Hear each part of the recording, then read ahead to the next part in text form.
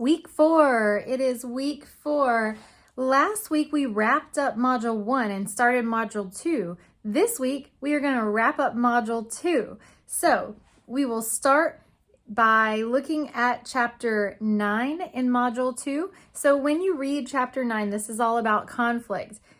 This goes really well after we just finished talking about relationships in chapter 8. So chapter 9, relationships and life in general is going to have conflict. So it's important to know how to navigate that in our communication. We're going to start by defining conflict and then look at some of the things that cause conflict.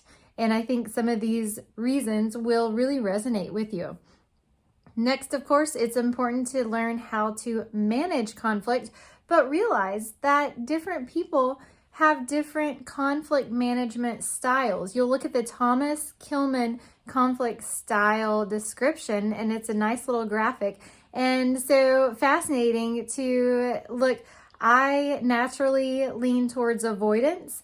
And so that's important to know because my husband does not. He has a different conflict management style. So when we come into conflict together, it's important to recognize those different styles and work towards the middle of the Thomas Kilmann approach so that we can productively work through these conflicts. Conflict isn't bad. It's natural, and it's a natural way to work through and build relationship. So don't be worried. And I think that's my natural response is to have a disdain for conflict. But conflict is actually really productive. And in the next chapter, when we look at small group, you'll realize the importance of conflict. So don't be afraid of conflict, but learn how to navigate it in this chapter. The chapter will end with tips for dialogic communication during conflict. So it's a great chapter. After you finish the chapter, you're going to want to take the chapter quiz. And then you'll be ready to move right into chapter 10. Chapter 10, like I mentioned, is on small group communication. We're going to be in small groups most likely in the workplace. And so studying small group communication is an important skill set to have going into the professional arena. And this is something that you're probably going to be asked about in a job interview. So having some knowledge and perhaps some practical applications and experiences in small groups is really going to help. This is why in a lot of your college classes, you will be put into groups. It's so that you have an opportunity to demonstrate those small group communication skills. So this class, unfortunately, due to the online format, we don't have an opportunity to put you in small groups, but I'm sure you can apply this chapter to other classes and perhaps even your job right now.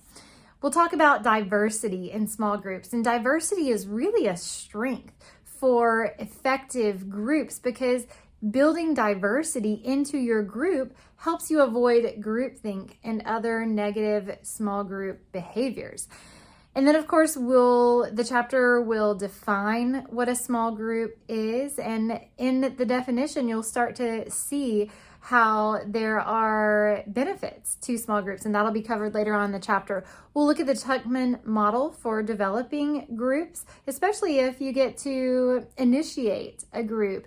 You'll want to study this Tuckman model to see the stages and think back on a group experience as you read this chapter to recognize these stages of development. You'll look at roles, group member roles within groups.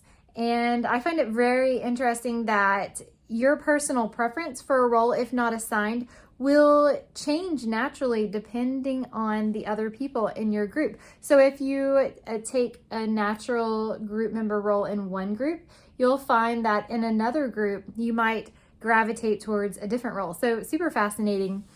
This chapter will also look at group decision making, which is a topic that I study a lot. I am currently a student at UTC working on my PhD in leadership and decision making. And so studying decision making models is part of my professional and academic practice. And so this chapter has a very basic model for you to look at, but one that I find super handy and effective.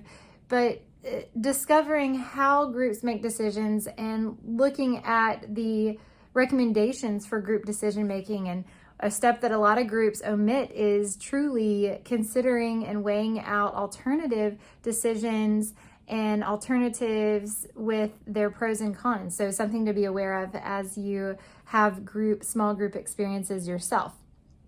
Then, of course, like I said, the chapter talks about some challenges and rewards. We could also label these pros and cons to working in a group.